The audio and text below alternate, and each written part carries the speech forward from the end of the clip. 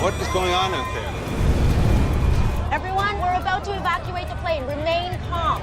I certainly knew that with both engines on fire, it was not going to go well.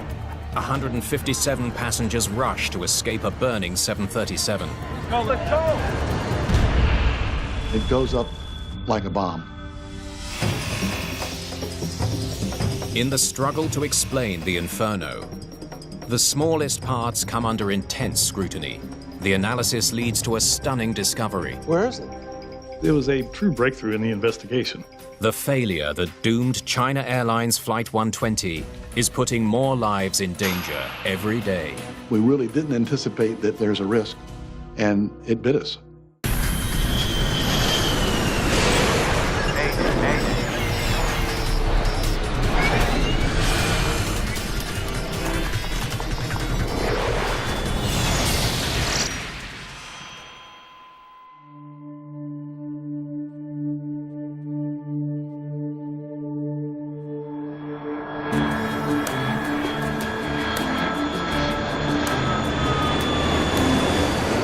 China Airlines Flight 120 is on final approach for landing.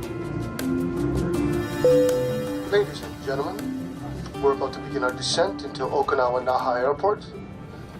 Please give the flight attendants your full cooperation as they prepare the cabin for a landing. The captain is 47-year-old Yu Chien-ku. What's the weather for approach? Cloud ceiling is 8,000 feet, winds at 8 knots. The first officer is 26-year-old Zheng Ta-wei. The pilots have more than 8,500 hours of flight experience between them. Almost straight down the pipe. Sir. Landing this Boeing 737 should be routine. The 737 is probably the most popular airframe in the world. It's flown by most pilots as they start out in their careers. It's a short-range domestic airplane. Flight 120 is a 1-hour journey from Taiwan to the southern Japanese island of Okinawa. This morning, there are 157 passengers and 8 crew on board. Put your tray up and fasten your seatbelt. Jim Caruso is a medical examiner for the US Navy, stationed in Okinawa. He and his family are on the last leg of a long trip home from vacation. The family was returning from Brisbane, Australia. We had done probably 12 or 14 days on vacation, and we were hoping to be home for lunch. Living in Okinawa has given the Carusos the chance to travel through much of Asia. We got to see China, Hong Kong, mainland Japan, Korea. We have made use of our location to experience the area.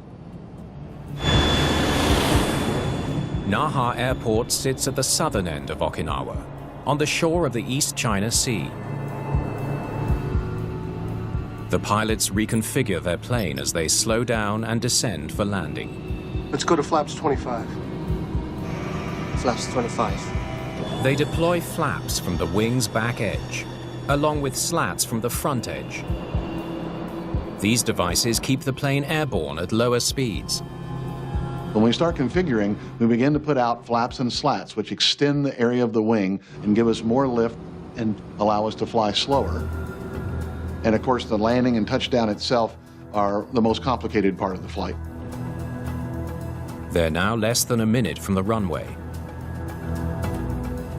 Okay, honey, you have to remain in your seat. I think everybody was looking forward to landing, getting off the airplane, and getting back to regular life.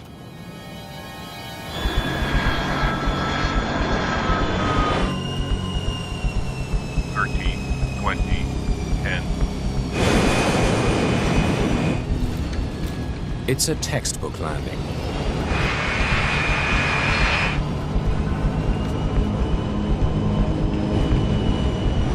Flaps up.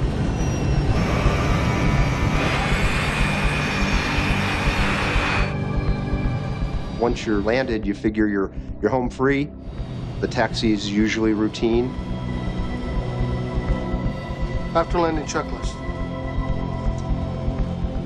Speed brakes. All that's left for the China Airlines pilots is to park the plane. Engine start levers. Engine start levers cut off. With the engines off, they can finally relax. The pilot is relieved. He's no longer at risk. A catastrophic event after you're parked is almost non-existent. Seatbelts. Seatbelts off. The biggest challenge ahead of you from there is making sure you can get through customs. No one ever expects anything to go wrong, especially once the engines are turned off. But one passenger has noticed that something's not right. My wife was next to a woman who made some sort of exclamation towards the engine on the right side. I was an idiot.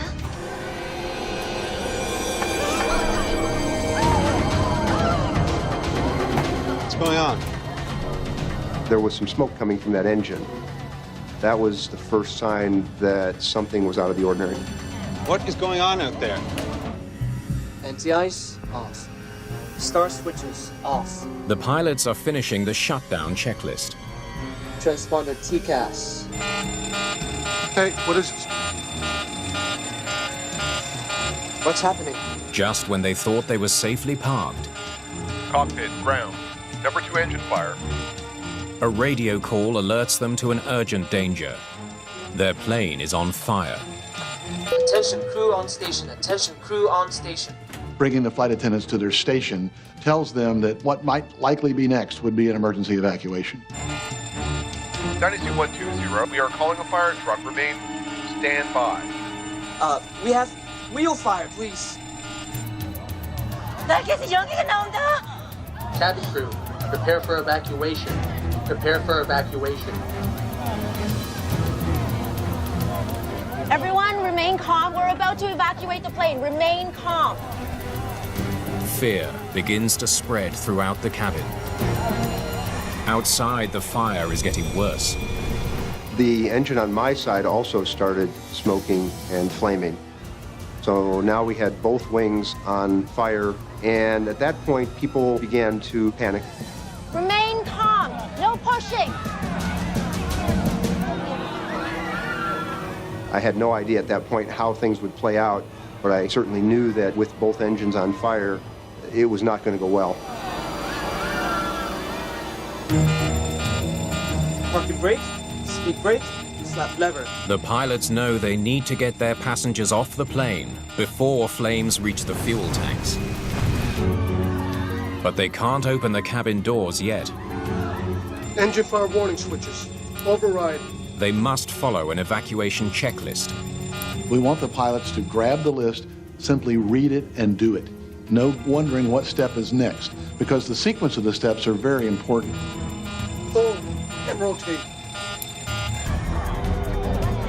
Everybody remain calm. Do not bring your luggage or personal belongings.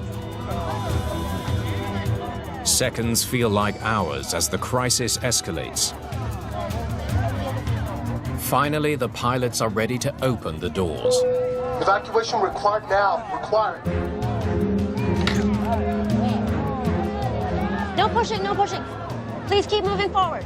But it will take time for all 157 passengers to make it to the exit. George Ishizaki is watching the unfolding disaster from inside the airport terminal. I just happened to have my camcorder with me. I thought, oh my God, what is happening?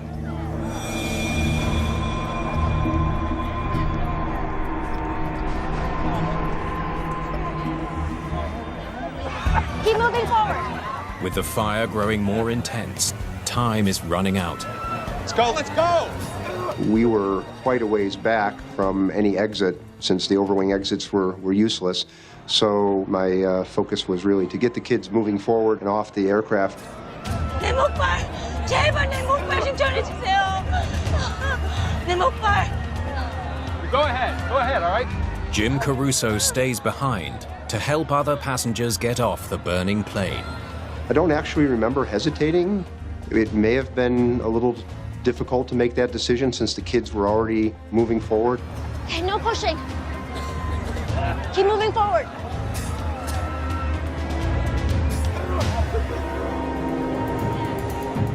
The smoke actually started building, and then that's when everything started happening really quickly.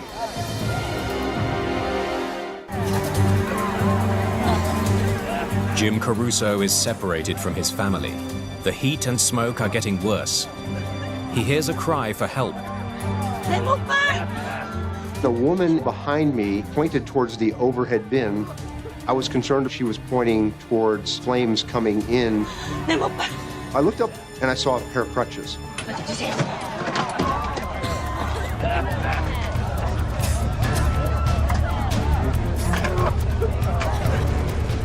Everybody was just sliding down the slides, and once they got on the ground, they would just scramble. Once the smoke and fire started building, the cabin became rather warm. I do recall some of the windows actually cracking from the heat. Finally, they make it to the exit.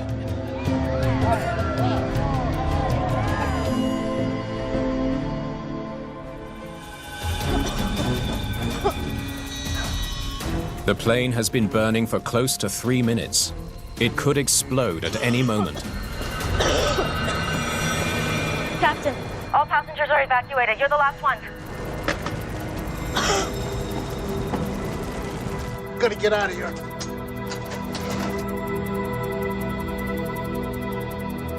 Typically, the captain will stay until everybody's off, and he will verify that the airplane is empty. The pilots have put their passengers' safety first. But now it may be too late for them. You're gonna have to climb up to the window. You first. Sir. All 737 cockpits are equipped with an emergency escape rope. It's designed to help pilots exit through the side window, but it's no easy maneuver. Exiting the airplane is more difficult than it sounds. It's a relatively small window. Going down the rope has a risk.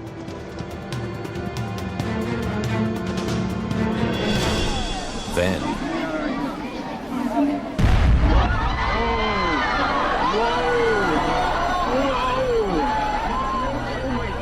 you felt a huge kaboom. I've never felt anything like that. We actually could feel the ground shake. passengers run to safety as a fiery explosion engulfs the plane they just escaped. The fate of the pilots is still unknown.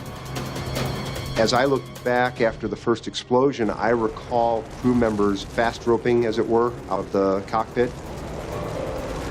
The force of the blast overpowers the first officer. He dropped down from the height of the cockpit window onto the ground. Incredibly, he's able to get up and away from the flames. The captain quickly follows. It was good that he did that, because the fire just gutted the airplane. More explosions rock the airport. The fuselage, I guess, melted. The back half just kind of fell to the ground. Finally, fire trucks arrive on scene. Everybody had exited the aircraft at that point and was gathering in the terminal.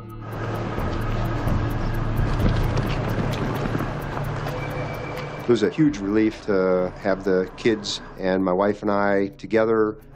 We certainly were looking back at the aircraft again in amazement. Fire on an airplane can quickly become lethal.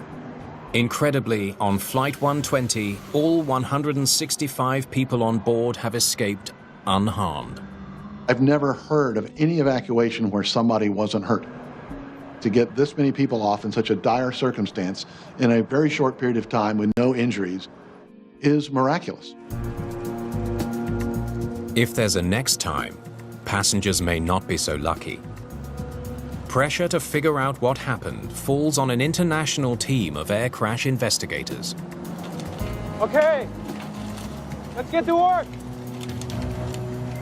They need to explain how an airliner that had landed safely and turned off its engines suddenly burst into flames. We have no clue. We do not know what happened. We try to find out from the wreckage remains still on the apron. Normally, fires occur in flight, perhaps during taxi sometimes, but rarely in a parking spot after the engines are shut down. The challenge for investigators is most of the evidence will be destroyed by the fire.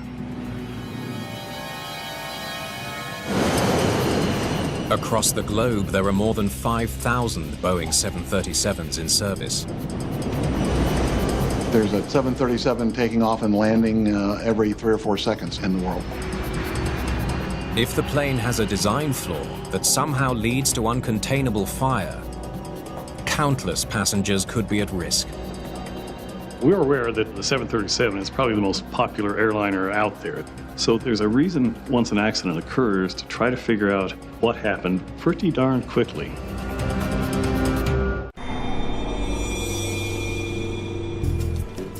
The search for Flight 120's black boxes begins immediately.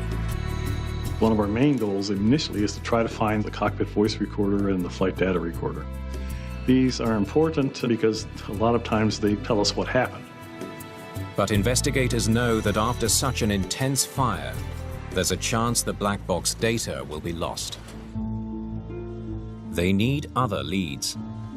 Good investigators don't rely totally on flight data recorders, for instance, or cockpit voice recorders because they can be destroyed. So we rely on witnesses to tell us their impression of what happened. Well, we taxied off the runway, down the apron to our assigned parking spot. Once we parked, we shut off the engines, and sometime after that, we heard the aircraft was on fire. We needed to know what type of fire it was, what the ignition source would be, what the fuel source would be. Those were the areas of our main questioning right off the bat. I radioed the controller, letting him know we had a wheel fire. Investigators know that if a wheel caught fire on Flight 120, there's more than one possible cause. A deflated tire can result in burning rubber. Overheated brake pads could potentially ignite hydraulic fluid. In a wheel well of an aircraft, there are a lot of hydraulic lines going to the landing gear assemblies and things like that. Hydraulic fluid is very flammable. If a hydraulic leak occurred and it happened to drip onto a hot brake, for instance, well, there you go. Hey, what is this? We have wheel fire. If the pilots are right about where the fire started, investigators should be able to find proof. They examine the plane's right side wheel well and landing gear assembly. They find scorched wreckage, but not enough to convince them that this is where the fire began. Once we were able to closely examine that part of the aircraft, we were very confident that a wheel well fire per se did not occur. The seat of the fire seemed to be forward and a little bit to the right of the wheel well area. It seems the pilots were mistaken about the origins of the fire. Where it started remains a mystery. Solving that mystery may have just become easier. Investigators have recovered the plane's black boxes. The Japanese team, they retrieved both CVR and FDR. Let's get working on the FDR immediately. On modern 737s, the flight data recorder has thousands of parameters, data bits that come into the recording device itself. It will take time to download and verify all the data. Meanwhile, the charred fire scene continues to challenge investigators. With all this heat damage, it's nearly impossible to tell where the fire started. They're almost certain the fire began on the right side of the plane, as witnesses reported. But where exactly? Wait a second. Scorched wires provide a promising new lead. What do you think? Did an electrical fire destroy Flight 120? Serious electrical failures are rare, but not unheard of. In 1998, the cockpit of Swissair Flight 111 began filling with smoke shortly after takeoff. The pilots tried to make an emergency landing in Halifax, Canada. They never made it. Their plane disappeared into the Atlantic Ocean, killing all 229 people on board. Investigators found that an electrical fault in the entertainment system almost certainly sparked the fire that doomed the plane.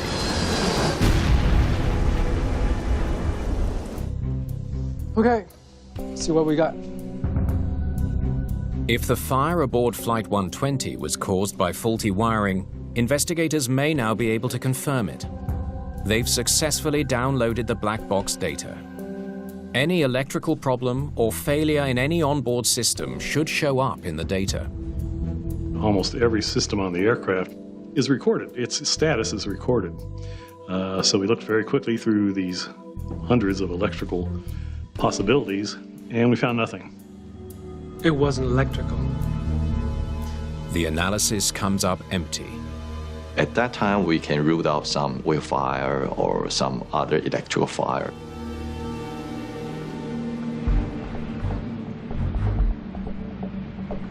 Investigators turn their attention to the aircraft's right engine.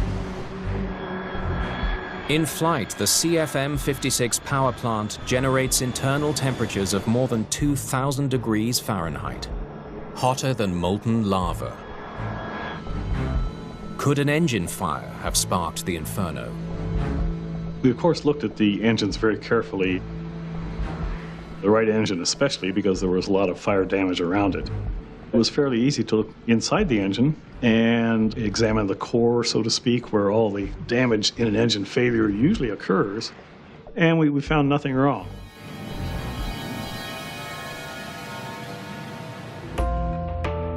The engine was damaged externally, but not internally, so we eliminated it as a possible factor.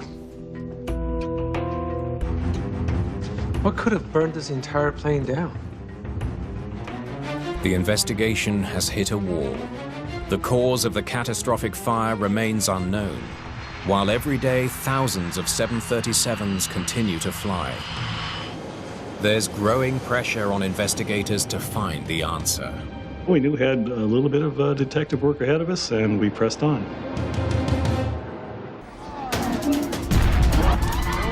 The video capturing the fiery destruction of China Airlines Flight 120 could provide investigators with clues to what started the fire. Whoa.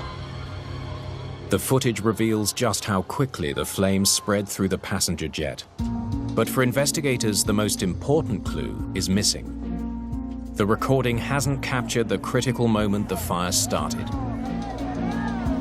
From the video, we can only understand there was fire and the location of the fire, and it seems that something feeding to the fire, but we cannot understand why.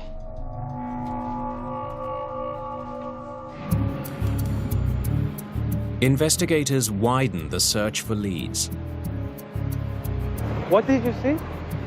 The effort pays off when an airport ground worker provides a critical detail. Ramp worker on the right side of the aircraft said very distinctly that he saw a liquid running down the leading edge of the right wing before the fire broke out. Thanks. Fluid leaking from this part of the wing of the aircraft can be only one thing: jet fuel.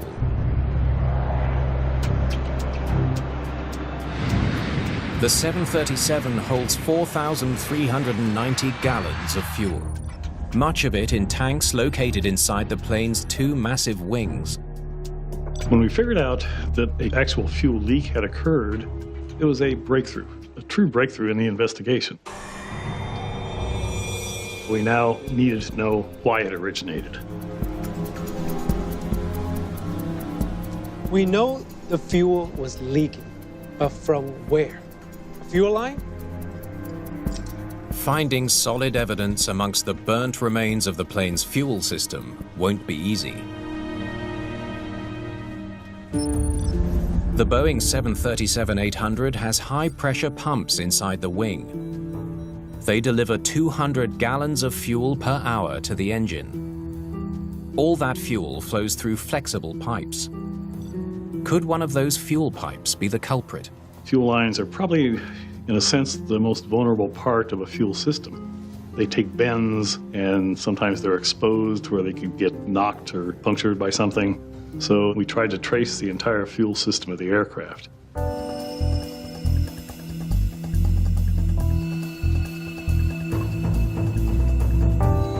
It's another dead end. It wasn't the fuel lines. None of the fuel lines are ruptured. We had a lot of fire damage, but the fuel lines that we examined seemed to be intact and functional. Investigators still can't explain the fire. They know enough fuel leaked from the plane to feed the flames, but they don't know where it came from. Once we eliminated fuel lines per se as a possible problem, pretty much the only thing out in that area that could have gone wrong is a leak in the fuel tank itself. The plane's fuel tanks are made from aluminium alloy and designed to withstand the rigors of flight for years. They should never crack or leak. Examining them presents one of the most difficult challenges yet. They hope a tool called a borescope will do the trick. It's a small camera that can peer into tight spaces. It gives them a unique view inside the plane's right-wing fuel tank.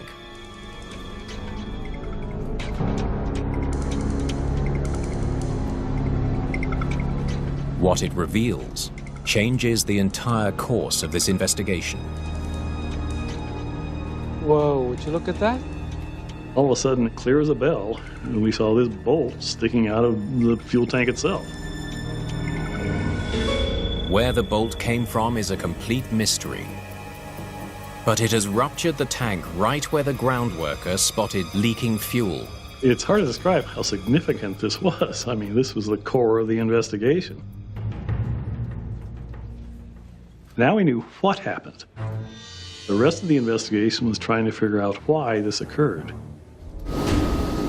A punctured fuel tank was the cause of one of the most infamous air crashes in history. A supersonic Air France Concorde burst into flames on takeoff after running over a piece of metal debris on the runway. Did a similar scenario lead to the total destruction of China Airlines Flight 120? Okay, we need to cut into this wing. Investigators need to get a closer look at the mysterious bolt that made a hole in the fuel tank. The investigator in charge said, yep, now's the time to start cutting into that thing.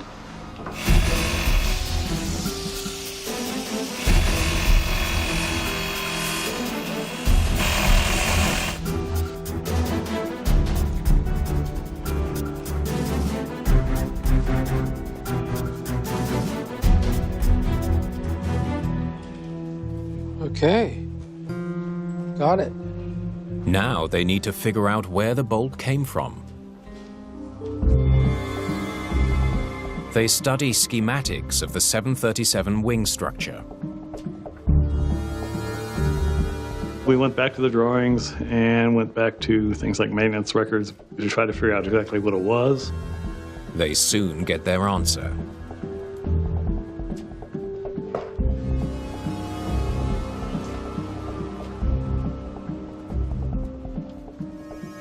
A downstop assembly. The downstop assembly is part of the slat mechanism on the wing's leading edge.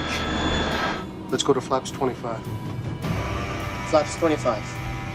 Pilots extend flaps and slats during every takeoff and landing.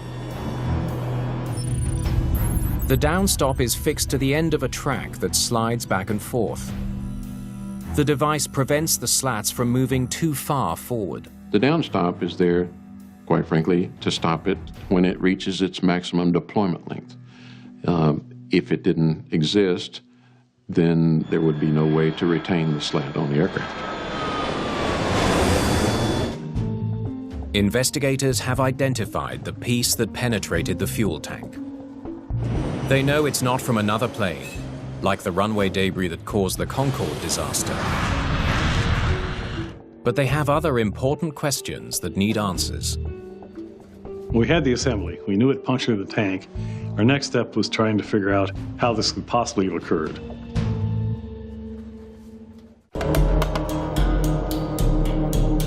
Investigators pore over Boeing's service documents to learn more about downstop assemblies on the 737. They make a surprising discovery. This has happened before, and it's happened more than once.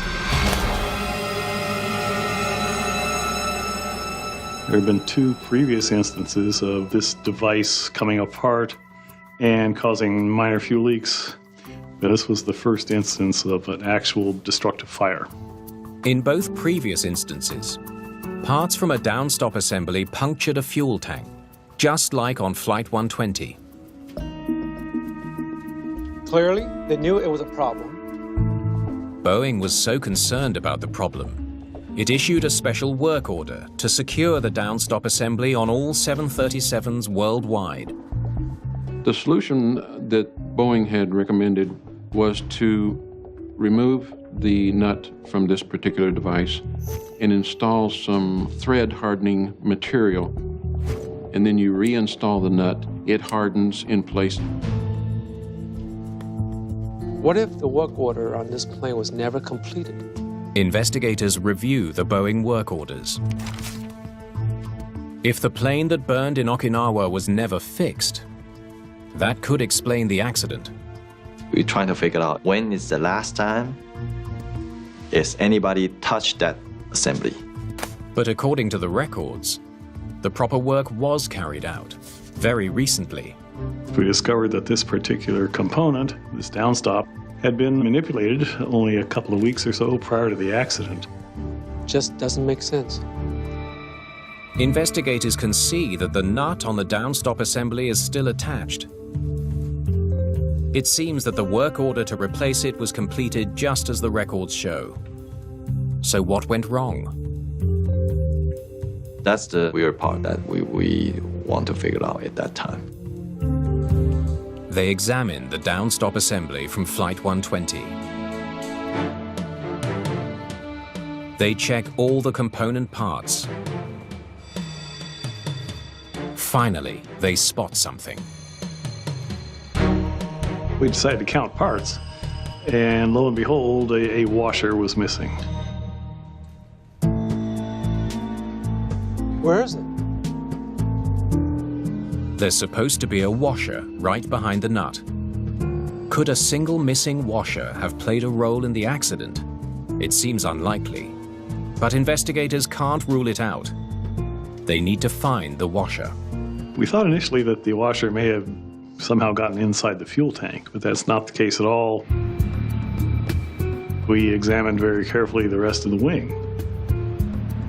We found that particular washer in the leading edge assembly of the wing, just laying in there loose. The washer's a fit. Recovering the missing washer raises a puzzling question.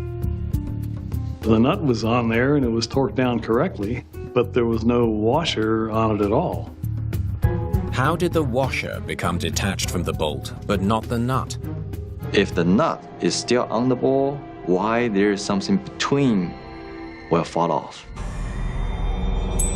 It seems like an impossibility, and yet somehow it happened.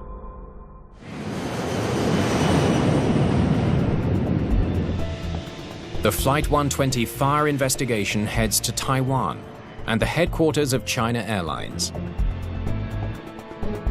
Investigators hope to shed some light on the mystery of the detached washer. I appreciate you making the time. We went to China Airlines to ask them to demonstrate how they do the maintenance work. Do you think you can show me how you completed this repair on a downstop assembly? Sometimes maintenance records don't tell you the true story.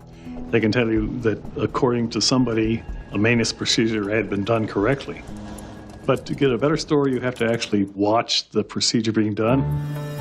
A mechanic demonstrates how he performed the downstop repair. You won't be able to see much of what I'm doing. Performing maintenance on this particular downstop is a little tricky. The mechanic is going to be in a very restricted visual area. So he's going to have to work with his hands. He's going to have to feel the apparatus. After applying glue, you put the bolt into place. You can imagine that you're under the wing and you cannot see it.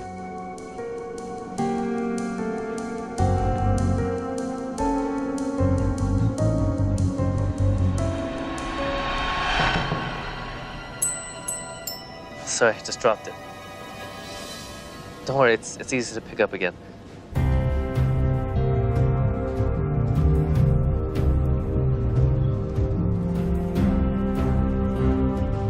It's an eye-opening demonstration. And that's how it's done. Thank you. You have been very helpful. It's not very easy for them to confirm they finished their job and everything is in order there. Records show that the work order repair was the only time mechanics ever serviced the downstop in the history of the accident airplane. There's only one possible explanation for how the washer found in Okinawa came loose. It fell off during the maintenance procedure in Taiwan. It could have just slipped off the gentleman's fingers when he was trying to install it. It could have stuck to the nut and then fallen off just before he touched them together. A lot of things could have happened. The bottom line is the washer was not there.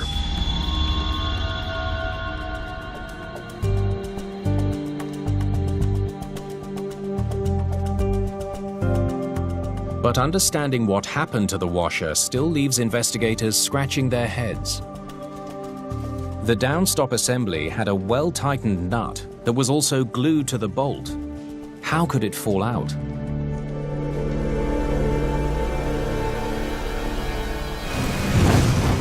And how did this piece start a raging fuel fire that destroyed a $70 million airplane? All right, now let's test it without a washer.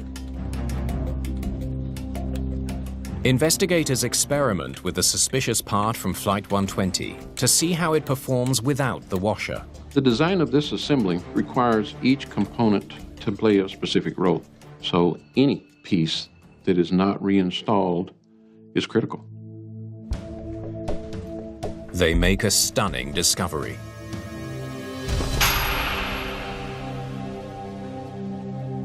The small washer is the only thing preventing the unit from falling out of its mount.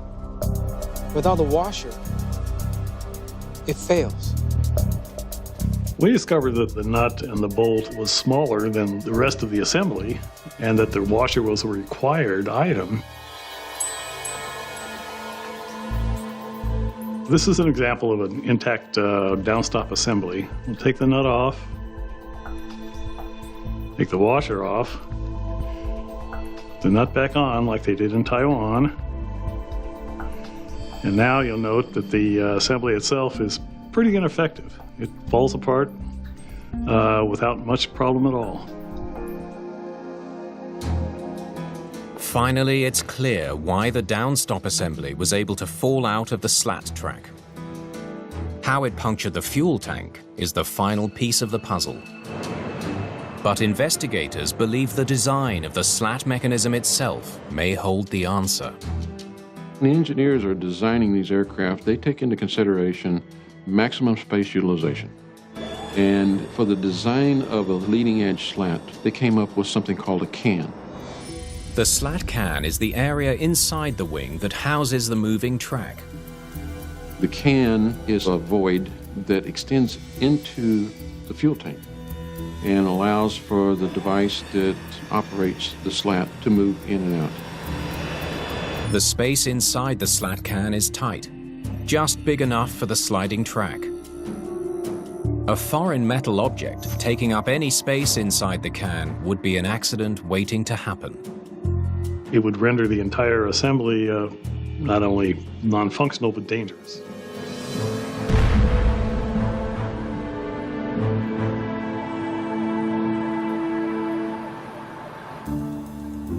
China Airlines Flight 120, 157 passengers, 8 crew. Investigators believe they finally understand the sequence of events that led to a devastating fuel fire in Okinawa.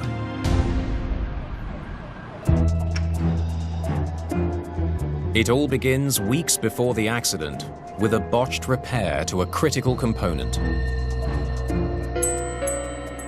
A single missing washer, turns a downstop into a hidden danger. A bolt that can work its way loose over time.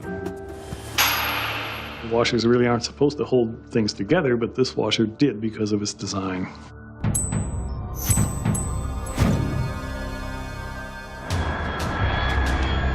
Six weeks after the failed repair, Please give the flight attendant your full cooperation as I prepare the cabin for landing. a routine descent into Okinawa requires the pilots to deploy the flaps and slats as usual. Inside one of the track cans on the right wing, the loosened downstop is just barely holding on. Touchdown is enough of a jolt to finally knock the downstop out of its track. Flaps on. The unsuspecting crew soon retracts the flaps and slats. The plane's powerful hydraulics move the slat track back into the can. But now the downstop bolt is in the way. The track pushes it to the back of the can and then straight through, puncturing the right wing fuel tank. A hole in the fuel tank caused the leak. The plane would have been carrying thousands of liters of fuel. As the plane taxis, the engine exhaust is powerful enough to disperse the leaking fuel. It can't come into contact with the hot tailpipe or brakes. After landing checklist. But once the pilots park and shut down the engines, the situation instantly becomes much more dangerous. Engine start levers. Engine start levers cut off. The leaking fuel starts dripping directly onto the scorching hot tailpipe. What is going on out there? The leaking jet fuel ignites on contact. The speed of the development of the fire is incredible. Obviously, fuel burns very well, and it goes up like a bomb. Everybody remain calm. The cabin crew's professional conduct gets 157 passengers off the plane in just 1 minute and 42 seconds.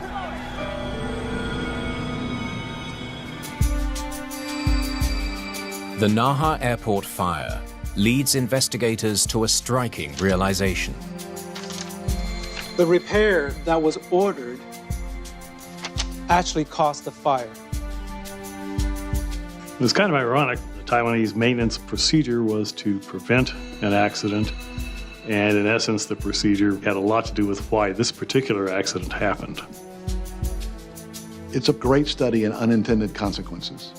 We really were trying to fix a problem. We really didn't anticipate that every time we handle a maintenance piece like this, there's a risk, and it bit us. In the wake of the Naha Airport inferno, aviation authorities around the world ordered the inspection of the entire fleet of 737s. In the US alone, 21 planes are found to have the same defect, all of them at risk of a catastrophic fuel leak and fire. Boeing takes immediate action. It redesigns the downstop mechanism and ensures that the improved part is installed on each and every plane. Boeing made the changes necessary to ensure that the accident didn't occur again. It took a little time, as it normally does, to get to the final resolution of it, but they did what they needed to do.